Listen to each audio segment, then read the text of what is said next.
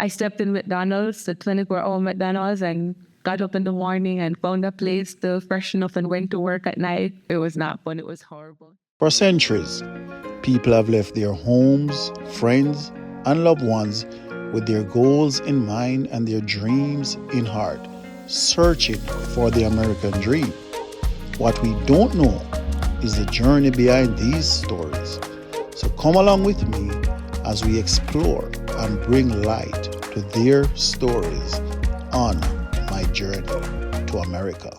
Your follower on social media at Shauna Kaye Brown will see some amazing quotes, amazing messages, and some amazing posts.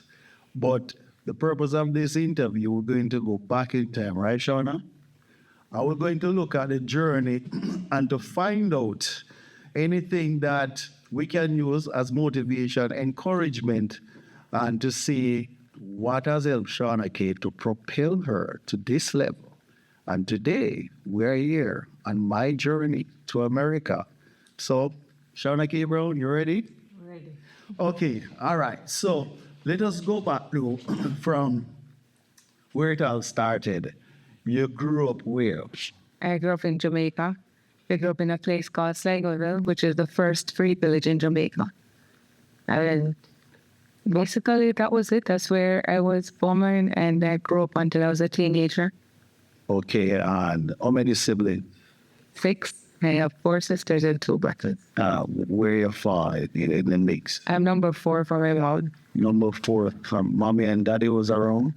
Yes, I lived with my mom. My father was living in an adjoining community, but he didn't live with us. We saw him often. Okay. All right. So what was it like from a financial standpoint growing up?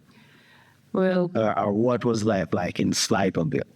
it was quite interesting, actually. I always like to tell people that I grew up on a farm. I didn't actually grow up on the farm per se, but my father was a farmer, so we would always go to help him for planting the crops, the catch crops that he would sell, to doing the weeding up, watering, whatever was needed to be done. I was so inspired by the work that my father did growing up that I actually studied agricultural science in school. From a financial standpoint, now, in answer to your question, I guess it's not necessarily an anomaly. It's just an ordinary thing for other Jamaicans, I think, at the time. But we grew up very poor. Single mother, 6 children, a 1-room board house in a place called Cedar Valley, which is in the community of Sligoville. And it was just, I don't want to say I didn't know we were poor. I was very much aware because I started reading early and was aware of other realities out there. Let me put it that way. Okay. I knew we were poor, but I don't think I properly appreciated how poor we were until I got older. Okay. So when you say you never knew you were poor, was it because it was the norm type of living, like a 1-bedroom and stuff like that in your year? Everybody was doing it? No, I wouldn't. So your poor is subjective? No, well, in a way, it's always going to be subjective because it's based on how the lenses that you're looking at it. I was aware that we were poor. I just didn't realize the extent of it until I got older. Because within my community, it was very mixed. You had the rich people who drove nice cars, and people who were, you would say, middle class. Maybe 1 or 2 cars in the family. Cars, obviously, not an indication of wealth, but if you're able to afford a car, to an extent, you can manage. That was a dream. For some people, that's ordinary. For me and for my family, that was a dream. It was a dream. Okay. You made mention of you used to help your dad on the farm. No, we know we have kids in the community. Did you ever feel ashamed, or did they ever trouble you? Or was it something that you look forward to do with your dad? Or was it something that... Look forward to? That was hard work. It was hard work. Yeah, but in terms of the kids tease you, how we say in Jamaica? Yes. But those people who know St. Catherine, there's a place called Spanish Town, and a lot of market women would go there to sell their goods, or just market people in general. That's what you call them back home. So my mother used to sell in the market, and sometimes my father did too. So naturally, as children, we help with that process. So when I was in high school, and I would run into my classmates after school or on the weekend selling in the market, they would go back to school and tell everybody, and they would tease me about that. What did that let you? What did you feel? Well, naturally, no one really likes to be teased or bullied. Back then, you call it teasing. I don't think bullying was a phenomenon that I heard a lot about growing up, but that's exactly what it was. So obviously, it didn't make me feel good. I always knew that because of poverty, people are always going to perceive me a certain way. So it's because that did you felt bad because of the teasing or due to the fact that you had to do agricultural work? Because that work. Not the work itself, because it was a norm. Yeah. My mother, Christmas time, she would come and push the place. She would weed up the yard. We helped in that process. We were happy to help to make sure everything looks nice. We would get the limestone and mix it and whitewash the stones. Gotcha. That was a family tradition. So the work, I was never afraid of hard work because that's what I saw my parents doing. So it was culturally, it was ingrained in us. But the teasing, obviously, did not make me feel good. Yeah. Okay. You made mention of a one-bedroom house. When you say one, clarify for us what one bedroom. It was one room. It wasn't even. It was not a bedroom because the idea of one bedroom is that there's a living room and a bathroom. Okay, yeah. Let me be clear, people. Yes, it was a one-room house, just a one room. Was one. If you can fathom that, if you can picture that, it's just one room and it's made of board with a zinc roof. And the rain falls, you hear everything on the roof, and it leaked.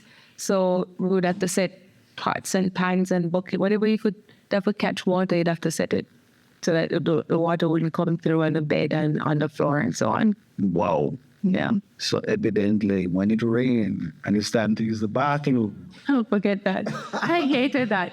But my older brother reminded me some time ago of how much I hated being outside when it was wet and things like that. I didn't know they paid so much attention when I was growing up, but up until this day, I love the rain, I love nature, but I do not like to be outside when it's wet. Okay. Let's fast forward a bit and come back right away. That one bedroom with 6 of you guys, did that create and maintain a bond up until this time? We had a bond, certainly. I don't know if I can attribute it to the closeness, but I imagine. Yeah, I imagine. So it had some role to play in it. But of course, it was crowded. That I remember. Okay, very crowded. All right, so let's go back. So you said you started to read at a tender age. Of what age was that? About 2. About 2? Yes. Shauna Kaye can't talk at 2. Where you get that from? Okay. Of course, I could talk at 2. I started reading because I started school early. Gotcha. My mother had to be busy. She was out there doing different things, trying to take care of her kids. So she didn't need to have me in the house. So I went to school at 2. At 2, okay. All right, so and what were some of these books? Did you remember? Some of them, I remember my older sister had a book called The Little Mouse Book. The Little Still Mouse. remembering. I love that book so much. And it was about a cat and a mouse, something similar to Tom and Jerry. I used to read and reread that book. As I grew older, I started reading a lot of books. My sisters had literature books like The Young Warriors, Tales from Shakespeare, and books like that. So I was reading them even first, second grade because that's what was there. Yeah. My mother loved books. She would go to places and come back with books. There was this one called Lucy Walker, and it was a big book, maybe about 300 pages, but that's what was there. So nobody said this is off limit or anything. So I just read it. Time out. 300 pages. About that. Can you remember how old were you at that time? I was about in the 3rd grade, maybe. In the 3rd grade, reading 300 pages book. I didn't think about the number of pages because I had a fascination with words. With words. So I would be excited about picking up a book and seeing a word I'd never seen before, and I would write it down and then get the dictionary and look for the meaning. So for me, I don't think I really thought about the number of pages. As a child, you're thinking, oh, I can read a book that has no picture. That was a thing, so. Wow. So you were about, confirm your age for me again, at that age? So maybe in the 3rd grade, I might have been about 7 because I went to high school at 10. So 10. Okay. All right. So since you mentioned high school, let's spring to high school. What high school you went in? I went to the amazing Jonathan Wright High School, Tuesday. on White Church Street. Yes, let me be specific. Okay. I thought you were going to say Dental because you mentioned the word amazing, but that's another story. My sister went there though, so I can't really say anything but Okay. All right. Good. So you went to Jonathan at grade Shauna Kaye. That's an amazing accomplishment at grade 10. So you did a common entrance That was the norm though. at one go. Yes, that was the norm. Okay. Common entrance started age 10. So now you are at Jonathan Grant High School. Mm-hmm. Kids from all walks of life. Yep. How was that for you? Because remember now, you're coming from a one-bedroom house, right? You must have heard kids talk about television and stuff like that. I want to get to that part first before we go into the education part. How was that for you? It was fascinating because I think I had a huge imagination since I was young. Yeah. And so when I would hear people talking about shows that they were watching on TV, for me, I was fascinated because we didn't have a television growing up. We didn't have electricity or running water, none of those basic amenities that Maslow talks about, the functional prerequisites. We didn't have those things. Yeah. And so when I heard students talking about shows and things of that nature, I listened because I couldn't really relate, but I've always loved stories. Okay. So that was good. Wow. So no light, no electricity. So talk to us about preparing for common entrance without no light or electricity. Even reading a 300-page book without electricity. Well, most of that is done in the daytime or by candlelight. The norm was a kerosene lamp. They were the home suite. Oh, yes, I remember the home sweet home, the kerosene lamp, yes. Oh boy, forget it if you break a lampshade. Yes. So we would take my mother months to replace it. Wow. Oh boy, that would be just traumatic, just thinking about the horrible thing you did because, you know, she didn't have to leave. But usually it would be by candlelight or a lamp. That was normal. But Shauna Kaye, most kids would have probably took on a different type of energy, having no light, have to use lamp, especially when you're in high school now and kids are talking about electricity and you go back home in the evening. But that's your reality. That's a reality. Just think of an analogy. If a person is born a certain way, maybe with a different ability, and you might feel pity or feel sorry for them, that person might be offended if you express pity because that's all they know. So they're okay existing in that way because that's the only reality they know. So for me, I didn't really have a comparator. Yeah. Obviously, you would like certain things. Yes. As you learn about certain things, being there, you want that experience too. But it made me more determined, if anything. Okay, so you've been intestinal fortitude at a very young age. All right, so how you did at school? I did all right. Okay, what's all right? Tell us. I did okay. I got through high school. You know, I did A levels and 8 subjects after high school. Went to university and sort of thing. Okay. You made mention of becoming an avid reader at a tender age. Did you continue that during high school? Yes, of course. I lived in the library at my high school. I read all the books that were the big buzz at the time. Sweet Valley Twins, Sweet Valley University, Nancy Drew, Hardy Boys. Yes. I loved it. I think I read all the books in the different series. I still remember some of them. Okay. My favorite Nancy Drew was Which one? the clue in the leaning chimney. It was something like that. And I think for Hardy Boys, it was the clue in the embers. Any Shakespeare? Oh, yes. Are you kidding me? I love Shakespeare. And Shane? Emmy and the Detective? That was one of my favorite, with the man with the bowler hat. I read all those books. I read Emily and the Detectives in the 7th grade. Okay, yes. Yeah, I read Emmy and the Detective. And I love that. 8th grade. 7th grade. Yes. Yeah. Okay, all right. So you're at high school, you finish high school, and you reach university. Talk to us about university, because remember, we know about the financial constraints, So we want to know, how did you finance that at your university? So before I get to the finances, because the financial constraints was a part of my role. So yes, I normalized that. Yes, you normalize that. Surprisingly, that wasn't the biggest challenge initially. Really? Yes, really. Because in high school, I didn't study information technology. Mighty. And I thought that I could get through life never having to use a computer. And admittedly, I had a certain fear. Well. I didn't think I'd be able to use it. And so I avoided it. And I remember we had limited options in high school. So my choices were between physics and information technology. And I studied the sciences, history, physics, all of that. And so naturally, I chose physics because at that time I thought I wanted to become a doctor. Yeah. So by the time I got to university, I had not studied information technology. And I thought I could write my, what you call the SBA, the school-based assessment. Yes, yes. I thought I could write them because I have good penmanship. Yes. And I got through. I got away with that in college and did very well. In fact, I got the highest grade in the sociology SBA and I wrote it. I didn't type it. Say that again. I got the highest grade in my sociology SBA and I didn't type it. I wrote it. And I remember my teacher at the time, Mr. Alexander, took it around and was showing it to other people. It was amazing.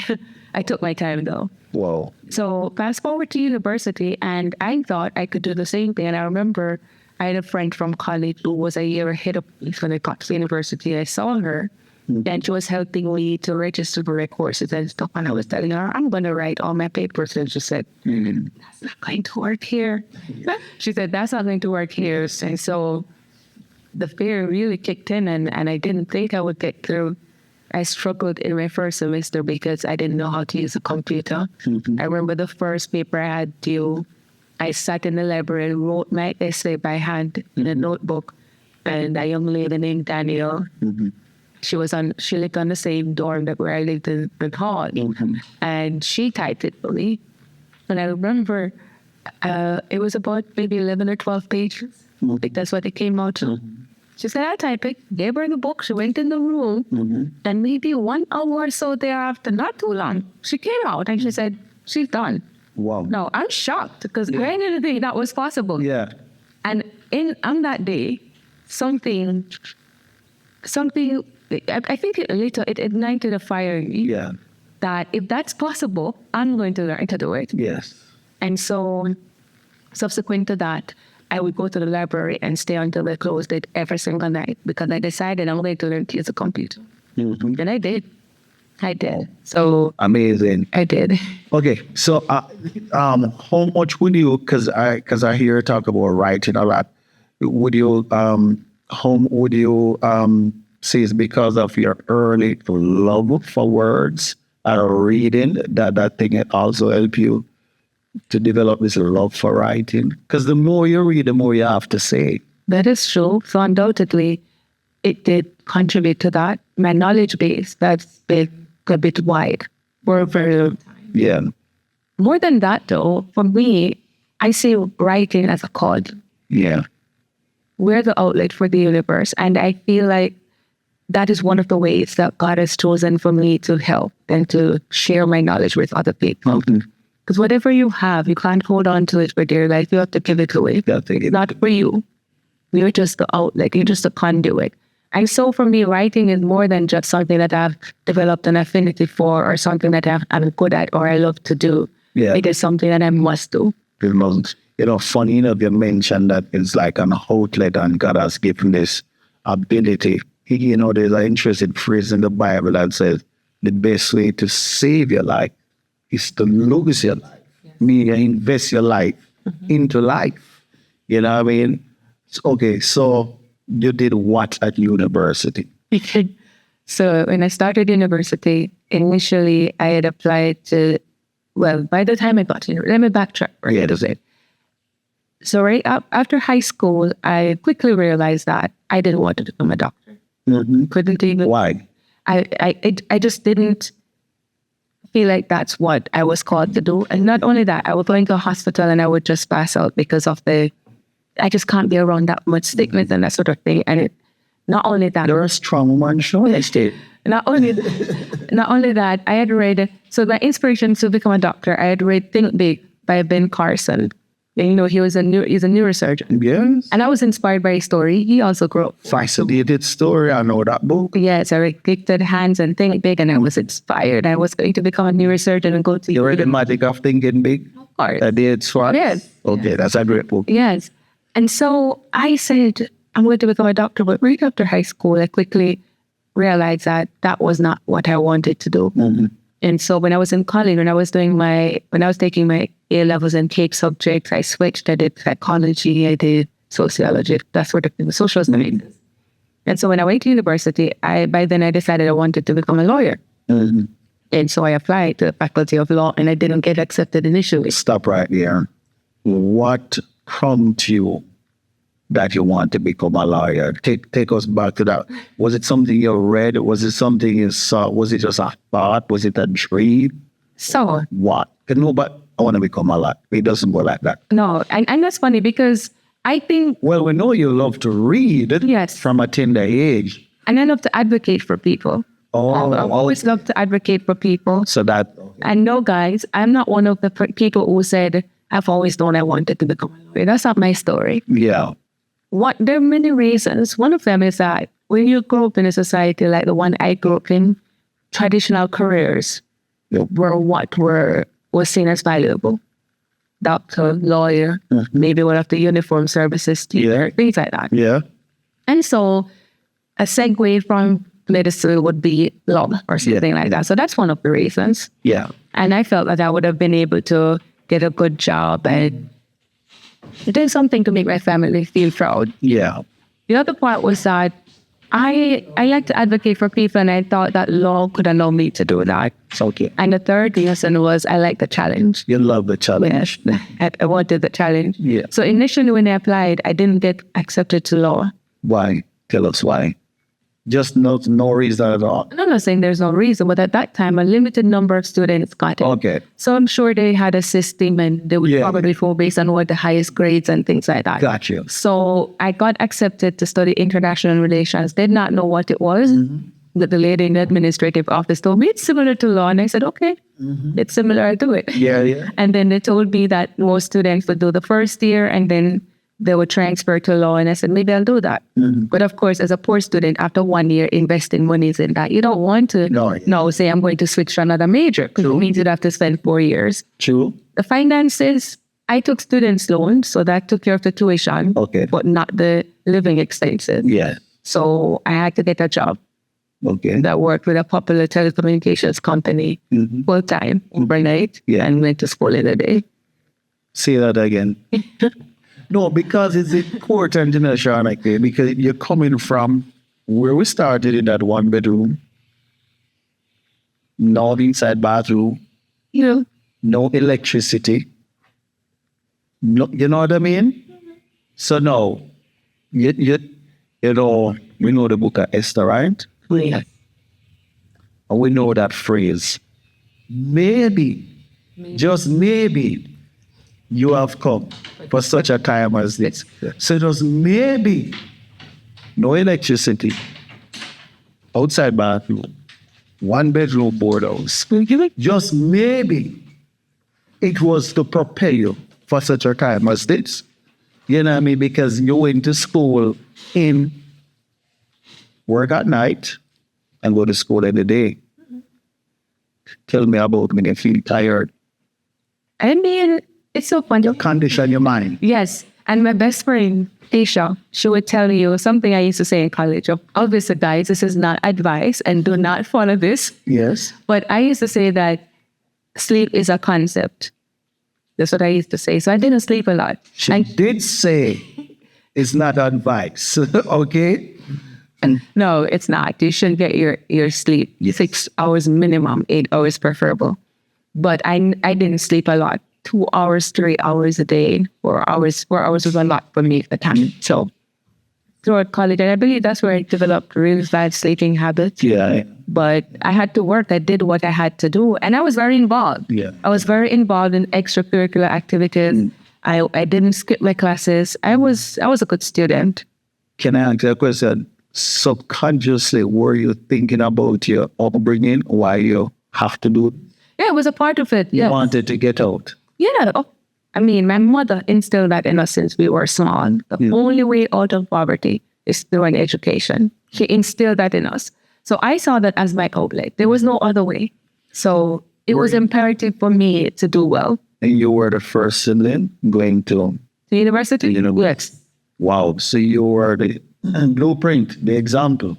Not, I mean, that's a very common story, you know. So Yeah, yeah. yeah, it's I just happened to be the first in my family. Okay. All right. So talk to us now about law school now. You're in law school now. Talk to us about it. Oh my God, I'm about to become a lawyer. Well, before that, so I studied international relations. I ended up doing a major in international relations and a major in politics. I did a double major. I had to do a language. I studied Japanese. Took a year off after that, and You study Japanese? Tell me something. Right on the camera. Tell us Oh, God. Tell me something. I tell you. So I'm going to stick to the basic because it's been Anything at all. Tell us something in Japanese. I'm your friend. I don't know your speed in Japanese. Watashi wa shana desu. Watashi wa shana desu. Watashi wa shana desu. Watashi wa shana desu. I am Shauna. I am Shana. Okay. So, Okay. She did study Japanese. Konnichiwa. Konnichiwa. Okay. Yes. Yeah, Okay. correct. Yeah, those are just some basic things. But after that, I went to study. I took a year off, and then I went to study law. I did my first year in Jamaica, and then I went to Barbados for 2 years, The 2 years. the complete undergrad. Mm-hmm. And then I returned to Jamaica and attended law school, non-Roman law school for 2 years. How was it in Barbados? I didn't want to leave. I loved it. You loved it? I loved it. Why? Barbados was phenomenal. The people are amazing. Yeah. The beaches are the best. They're free. Yeah. And when you wake up in the morning and you look over, you're seeing the boats coming in on the ocean. It's just the essence of God. So amazing. Wow. And it's very, very peaceful. I just loved it there. Mm-hmm. All right. So you finished Norman Monday school. Normally law school. Norman Monday law school. Graduation day. Yeah, graduation day was What on? okay. Looking back at the journey, how did you feel? Honestly, at that time, it wasn't really something I thought about at that specific time. Some other things were going on within my family, and it actually was not a very good day Oh, to a large extent. wow. But I was grateful. I was happy to be done, Mm-hmm. and certainly I was looking forward to working and building a legal career in Jamaica. We're going to get to that. We're going to get to that because we're in New York. You're definitely not in Jamaica. So we're going to get to that. Now, finish law school. What's next? We don't want to miss out any of your amazing story, you know. So after law school graduation, like I said, Yeah. then later in the year you get called to the bar. At the bar. Congratulations. Thank you. Yes. So I was called to the bar. Normal process with Supreme Court downtown. Yeah. Katie Knight, Yeah. former MP. This is still an MP. Yeah. Been open MP for your area too. at the time. Slag of it, And yes. that was East Central St. Catherine years. And so he called me to the bar. And that was in November 27th, 2014. Shauna Kaye, I want you to take us into the room. Because remember, no electricity, one bedroom. Take us into the room when you see Katie Knight. Katie Knight about to give you this prestigious award. You know, it's so interesting because leading up to that day, I had anticipated it. It was a big deal. Mm-hmm. Those who are familiar with the process, you have to file all this paperwork with the General Legal Counsel, and it was a process and a lot of different things you had to complete to be able to satisfy the requirements to be called. Yes. So leading up to the day, I anticipated this feeling of maybe euphoria like I'd never felt before. Now I'm going to go off into the Legal world. yes and build this amazing career. And I guess I thought I was going to feel a certain way. And that day was a bit anticlimactic for me. Mm-hmm. I just didn't feel any of those things. And it made me question the entire process, if what I did was the right thing. No crescendo? It was just one of those times in my life where I just got stuck in what's next. What is next? What is in front of me? Mm-hmm.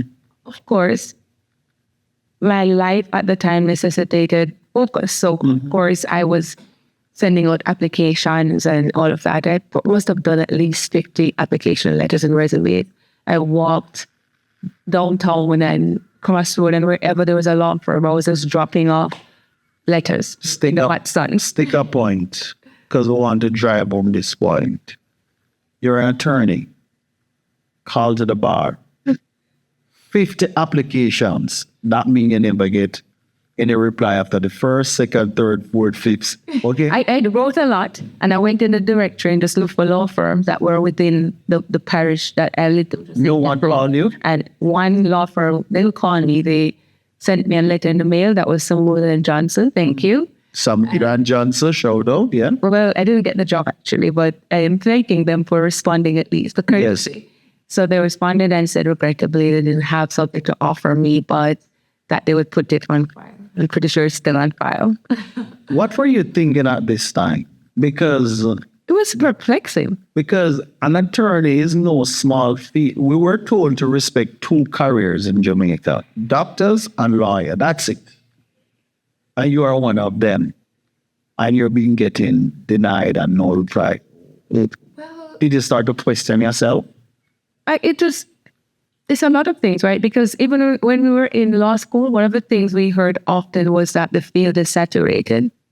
So many people knew that it wasn't going to be easy, which is why I had so many application letters before. It's not like I sent out a few and waited. Gotcha. I got the directory and decided I'm going to send out as many as I could because that would heighten my chances. The feeling of, what would you call it now? The feeling that I experienced, the depression and everything that came after was really because I didn't think it was going to be as bad as it was. After sending out so many applications, not getting I expected at least somebody to say, here is something. So when that didn't happen and I kept on waiting and not working, and I sustained myself. I don't have family to help me. I have family, but they don't have. They don't have the financial, So it was hard, and I had worked here in the U.S. in the work and travel program and things of that nature. So when I reached out to a friend of mine at the time and I asked if I could come back and work while I waited to hear back from one of those legal status, he said yes. So that's what brought me back to New York. Okay. And I came shortly after graduation in 2014. Okay. And I worked in the restaurant as a server. Stop right there. Because we in America now, right? All right. So what year you came here? Initially, it was 2014. 2014. All right. Continue. So I came here to work in the restaurant waiting to hear back. And actually, I received a call from, may I say? Yeah, sure. So I received a call from, it was an email from the National Land Agency. And they wanted to interview me. They wanted to interview me in person. So I responded and I said, I'm not able to come to the interview because I'm not on the island. Yes. And so I was not going to let the opportunity pass me. Yeah. Because nobody else had called me. Yeah. And so I introduced the idea of interviewing me by Skype. Yeah. And they had not done that before. They have not done that before. And initially they were telling me no, and I convinced them that this is a thing. This is it's the age of technology. Everybody's doing it. Is it safe to say Shauna Kaye introduced land agency to Skype? I will not take credit for that. Our virtual interview. But eventually they did agree, and we did the interview by Skype. It was actually a good interview, I still remember it. And they extended an offer. They told me to respond within a certain time, which I did. That I was very excited. I went back to Jamaica. And I went back to Jamaica in around maybe early March of the following year or so. I don't remember, but I went back to Jamaica shortly after I'd come here and was getting everything together. I went to get my driver's license and I was excited. About working. Didn't hear anything. Kept following up, just getting a run. Sidetracked. They never did call me for that job. I went back to Jamaica for the job. They never did call me for the job. So that was really, I was gutted, really. And Cut hard. I just decided, you know what? This is not working out. So I had two friends who had come here, and two male friends who went to law school together.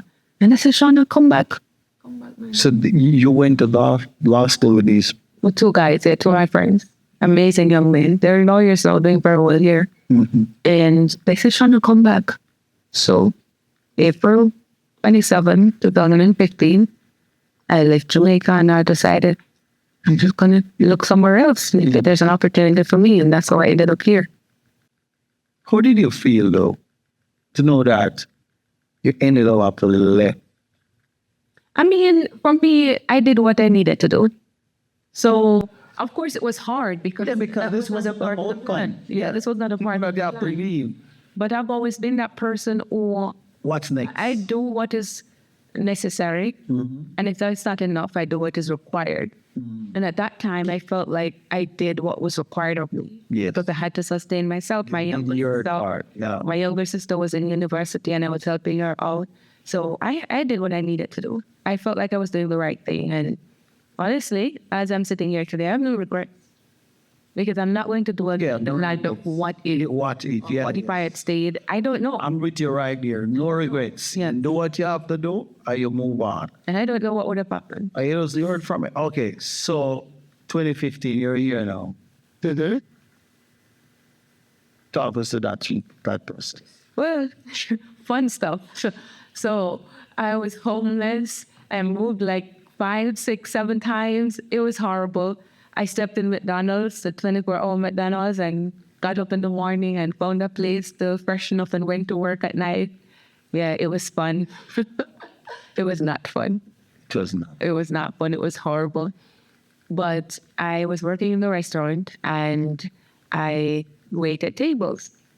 Yes, I waited tables. I ended up developing this thing called carpal tunnel syndrome. My hand from holding the trays like this. You did in occupational therapy. It was like that. And then I had to get cortisone shots and things like that. Did you ever question God? I know you're a God-fearing person. No, because at the time I was not as attuned to him, and my relationship with him was not as strong.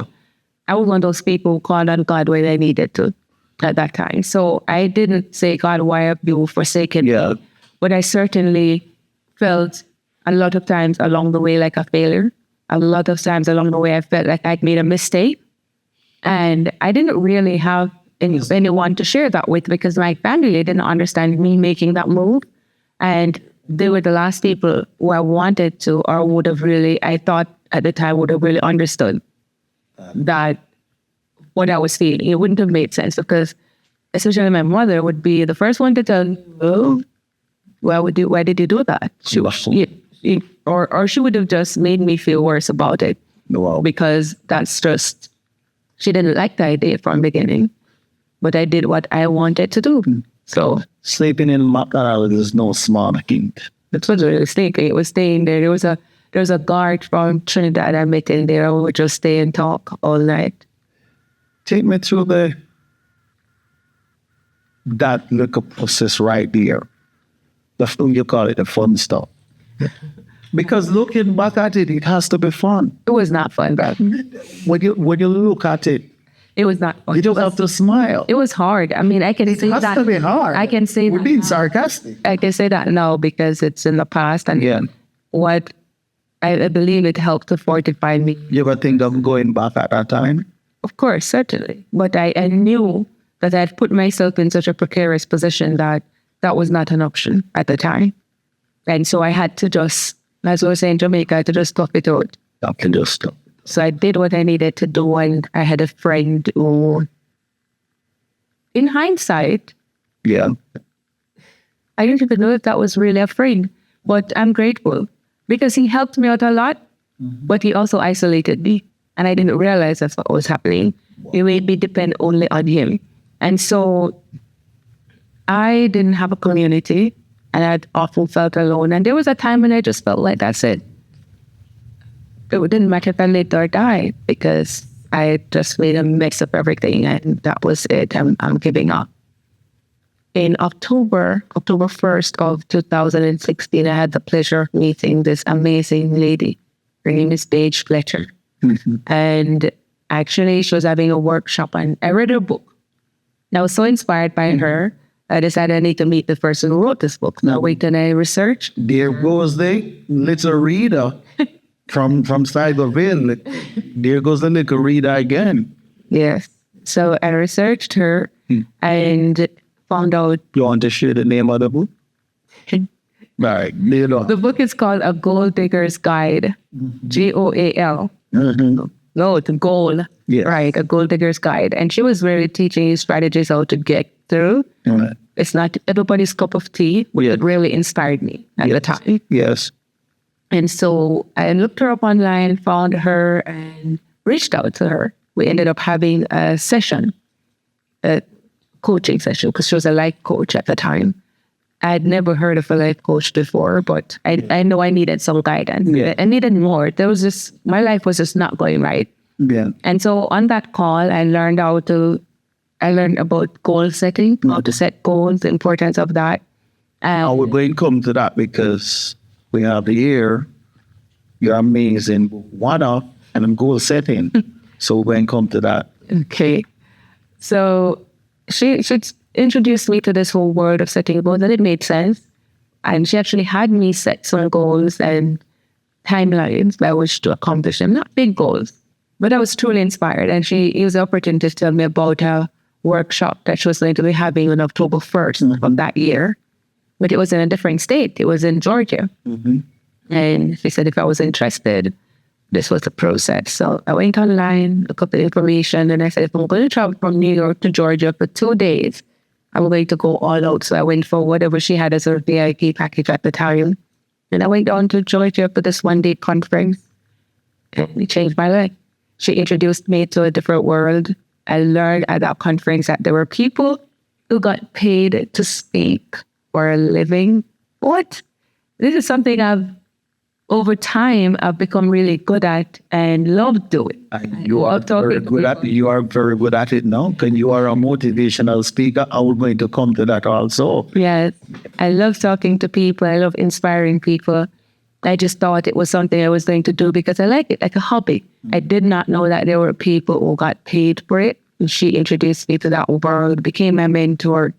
And that's when my life started to look like there was hope. You're like, maybe I'm onto something here. Or just that there was hope. Yes.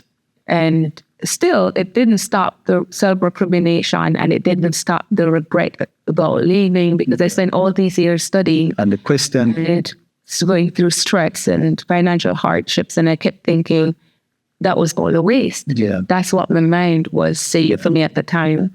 So it wasn't easy to just sort of let go everything I had done, the politics, the international relations, the law, and just sort of go off into the sunset, chasing something that was brand new. But I've always been that person. I'm fearless. Yes. I'm fearless. You know that. I'm going to do what I need to do. Yeah, I don't know that. So I started to chase this thing. I'm grateful because I have become so much stronger. It has expanded my perspective about life, about people, and just my capacity, what I can do. And not more than that, I realize in my first book, I talk about how sometimes God has to break you down to build you back up. Yeah. No, I don't know if it is really God who does the breaking down, but certainly He allows it, because nothing happens unless God allows it. And that's what happened to me. I was allowed to be broken down so that I could be built up the right way. Yes. And T.D. Jakes has a book called Crushing. He can mirror your life of that book. Because you have gone through the crushing. All right. So you met this lady, went to that conference, totally changed your life. Now, talk about coaching and setting goals. Now, you have authored how many books? Well, I co-authored You have co-authored 2 books. Tell us the name. The first one is called Courageous World Catalyst Courageous World Catalyst. It's on Amazon. on Amazon. Yes, and the next one, Second book I co-authored is called Waiting in the Pit 2. Waiting in the Pit too. Yes. And we're actually doing a series with that one now where we're interviewing the co-authors. There's 21 of us in that book. And then the books I've written, the first one was actually the Strategic Goal Setting Handbook, The Strategic Goal Setting Handbook. which is a precursor to this, but this is the workbook. This is the workbook. I have that other one too. As I said, I needed to autograph it. Yes, I will. And that was my first book that I did in 2017. Yes. My sister inspired me to sell it because I was giving it away initially. Okay. And my older sister, Fee, edited the book for me. She said, "Why are you giving it away?" And I said, "This is a little book. Nobody's going to buy this." And she said, "Why not try this?" So I went and I researched how to self-publish, and I was able to get the answers that I was looking for, and I self-published it. Okay. I want to read two because these two caught my eye today. You see, I turned back to it. Mm-hmm. What is my vision for the day? Mm-hmm. And how does my vision align with my worthwhile goal? And the key word is worthwhile. Tell me about these two lines. So the first thing is, I come to the vision part Yes. next, but Because this is worthwhile day goal? 15. Mhm. Yeah. Earl Nightingale in The Stranger's Secret, he said, success is a progressive realization of a worthy ideal. Yes. So the person who is Ernest Nightingale is probably the first guru in this whole motivational speaking. perhaps, yes. Yeah, perhaps, yeah. I would say Marcus Garvey, but Yeah, I'd probably agree with you on Yes. that. But Earl Nightingale says that success is a progressive realization of a worthy ideal. yes. The only person who is successful is a person who is progressively realizing a worthwhile goal, something that they feel is worthy of their attention and their time. Yeah. And so, of course, society might tell you that to be successful, it looks a certain way. You have a nice mansion, a nice car, things like that. Yes. And that may be what success looks like for some people. But those are just results. Yeah. Those are just a physical manifestation, but it's not actually what makes you successful because it starts within the mind.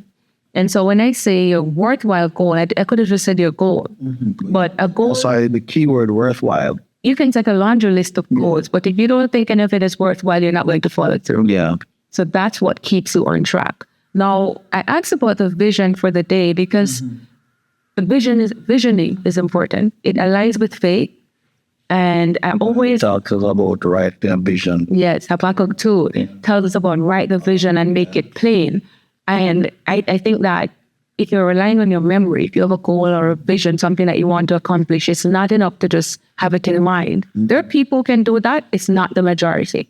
And in fact, the statistics show that only 2 out of every 10 people that set goals actually follow through to accomplish that.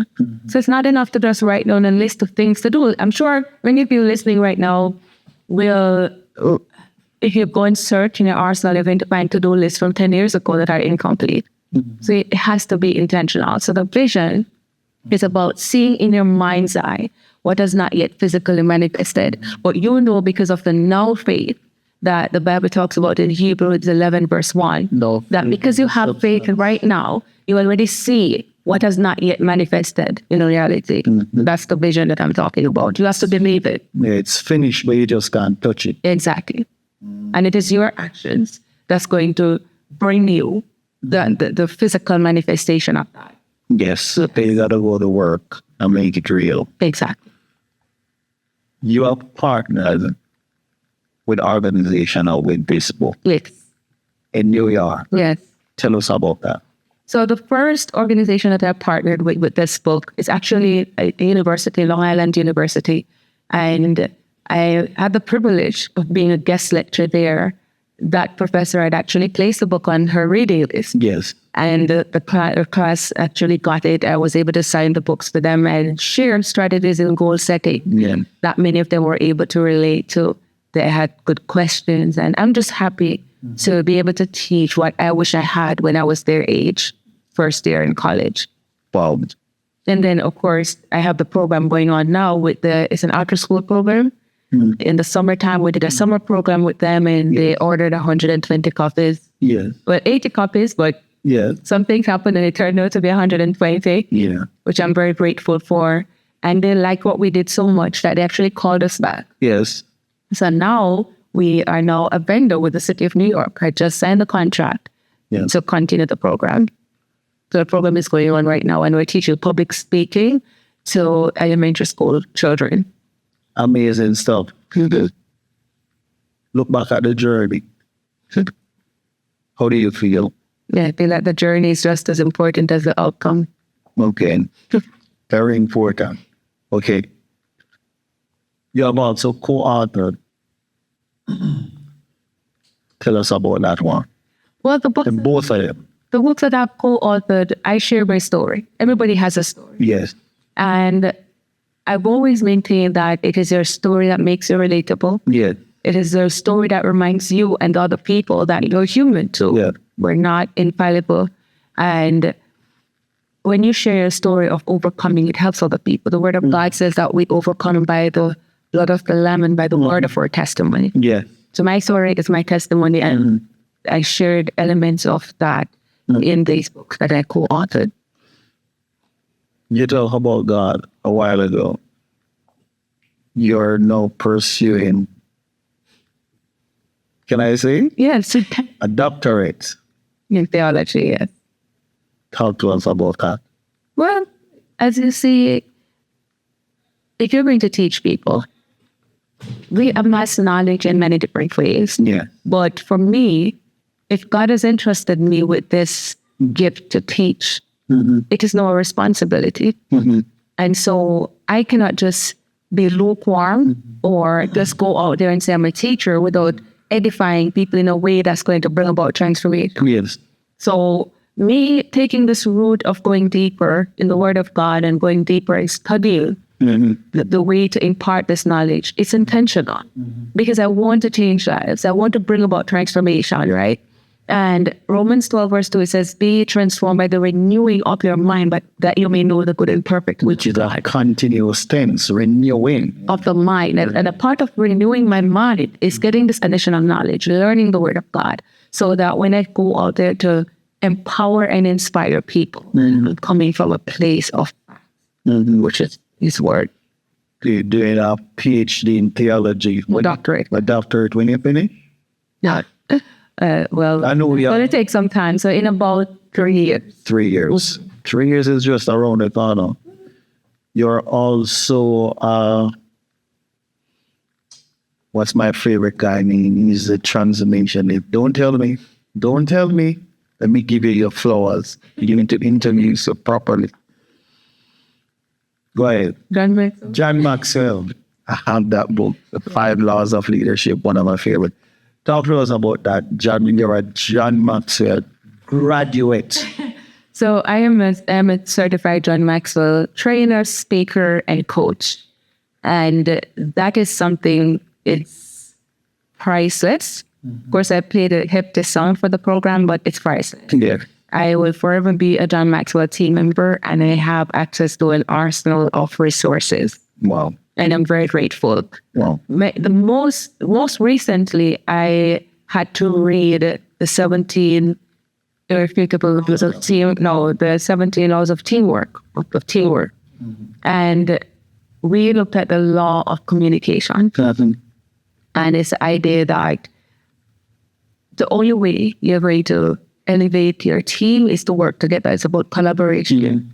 And we delved a little deeper into what effective communication looks like within the team and how that connects or how that plays into your team being successful. It was quite interesting. We looked at the law of the bad apple. You know what? The cliche, one bad apple spoils the whole bunch. But it is within the context of the organization.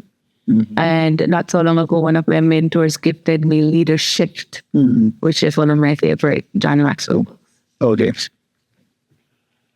It's so ironic, and we know it's through the work of God. While you were homeless, you're now the vice president of housing. Talk to us about that. It's amazing. So life is such an interesting phenomenon. Remember how earlier I said that sometimes God has to allow you to be broken down so you can be built up. Yes. Well, while working in that restaurant when I first came here, after a while, I was there and I knew there was a voice inside telling me the time is up. It's time for me to Yes. start being more purposeful about my life. But Yeah. I ignored it. I was making good money and I felt like I had time. Elusive time. I felt like I had so much of it. Yeah. And what happened to me was that I was fired. Yes. Of all the jobs to be fired from. You are fired. I was fired from being a server. Yeah. And at that time, I was devastated because my means of income was cut off. In hindsight, it was one of the best things that could have happened. Yes. Because when that happened, I prayed. And please share the disappointment is for a good. Every disappointment is an appointment. Oh, yeah. So a friend of mine who used to come to the restaurant, he noticed that he hadn't seen me. And so he called me one day and he said, I don't see you in the restaurant anymore. So I said, I'm not working there. Let me go. And he was spirit. Anyway, he told me about this social services organization that basically they focus on social justice and that they had a homeless program. He said, I don't know where you will fit, but I know that they're always hiring. Why don't you let me send them your resume? So I said, okay. You know nothing about this field. You know, in Jamaica, when you're homeless, you live on the street. The homeless, yeah. Because it's not everywhere. It's like New York, where you have, New York is a sanctuary state, and you have this system, advanced system of taking care of the homeless that did not exist. So I had no idea. I was oblivious. That's why when I had no place to stay, I didn't know there were shelters I could sign into. That's what brought me to McDonald's. Yeah. So anyway, I ended up getting a job in the human services field here years ago, and that's how I started.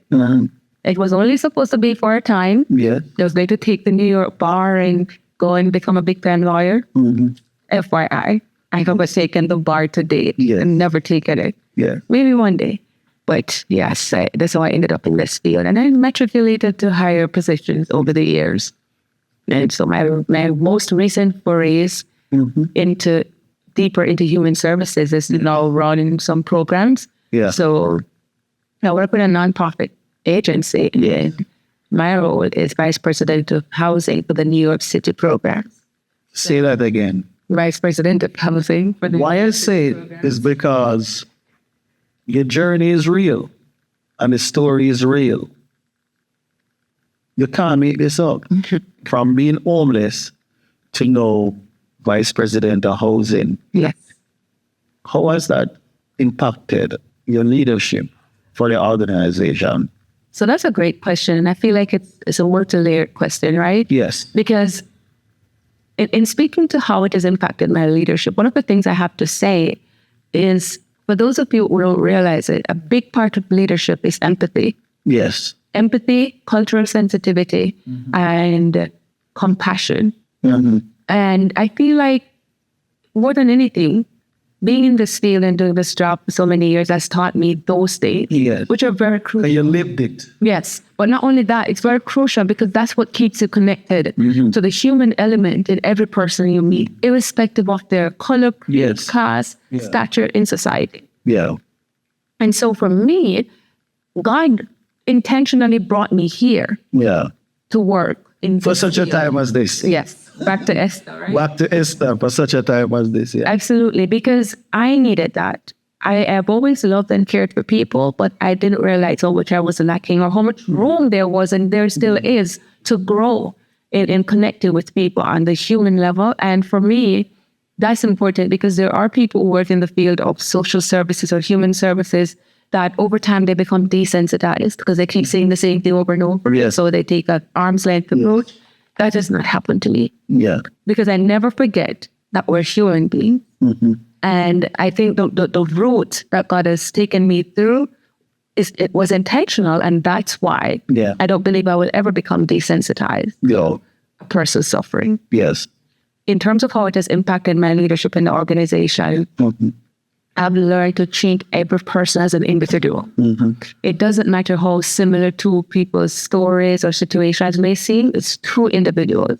And you have to treat the person who's in front of you. Wow. And it's never about you. You have to be auto-directed, no matter what's going on. When it's your time, when you're in front of me, it's all about you. Yeah. And that's how you give the best of yourself in helping that person. Yeah. So that's how it has impacted my leadership, to individualize people, to humanize people, to love. Not with any sort of expectation, but just to love because you are a human being. That's it. Amazing. Yeah. You probably never had a confidence during the time you were going through your challenges, but I know many people know your story now, like family-wise. One person you're close here. Looking back at the journey, what the siblings are saying, what mommy is saying. Because I don't know what they're saying. even though you're at the apex, you still have a lot more apex to come. Based on what you're going through and what we know you're currently working on, and just your mindset. No ordinary girl go to the John Maxwell Leadership. It is a first thing, thousands and thousands of women made us there. No, when I say that, I mean in terms of thinking, their mindset is not here. Their mindset is here. So here's a funny thing. You see, life is so funny, and you have to be able to see the positive in our situation.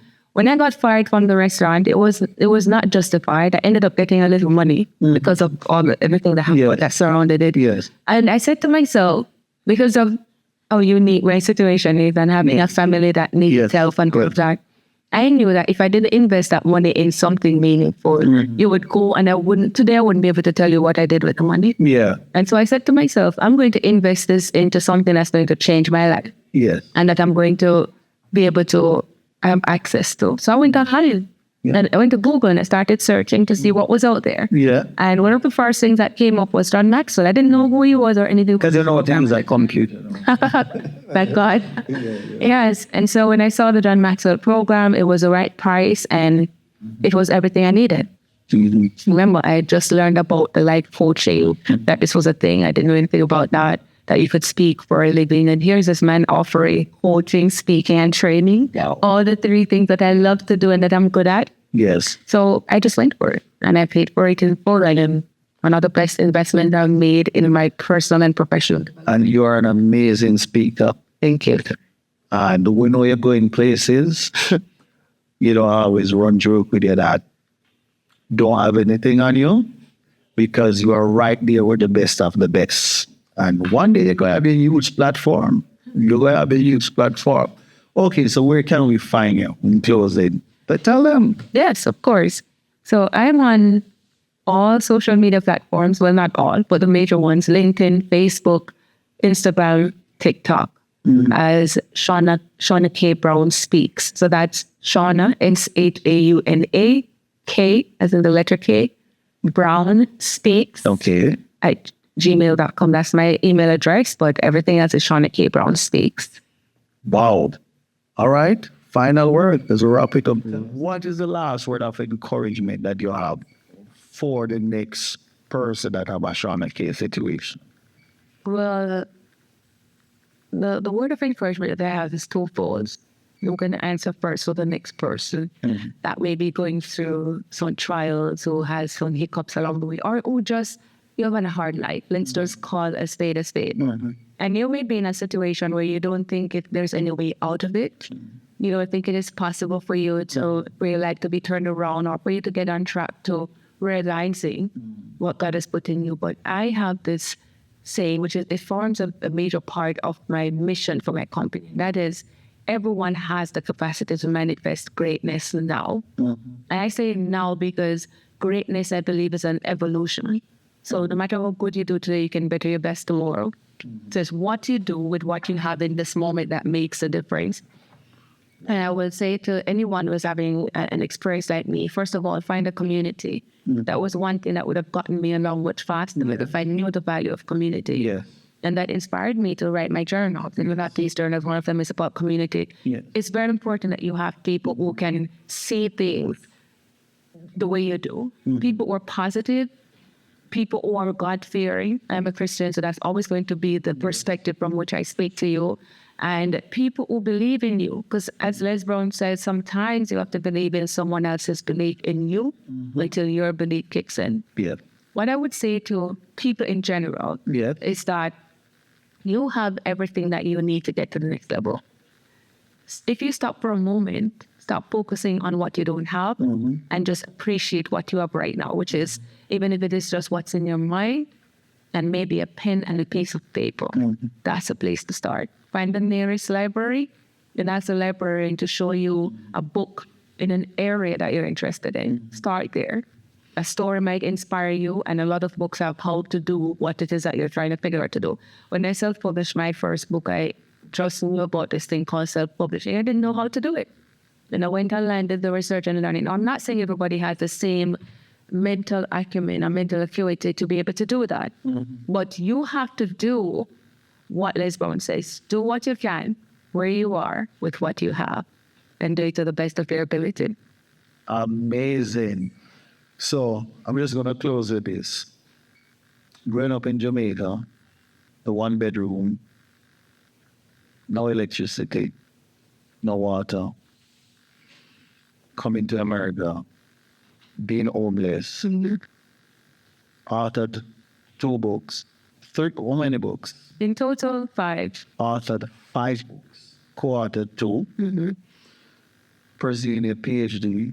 You're an attorney at law already. Called to the bar. You started reading, and it's no mistake why you ended up being a speaker.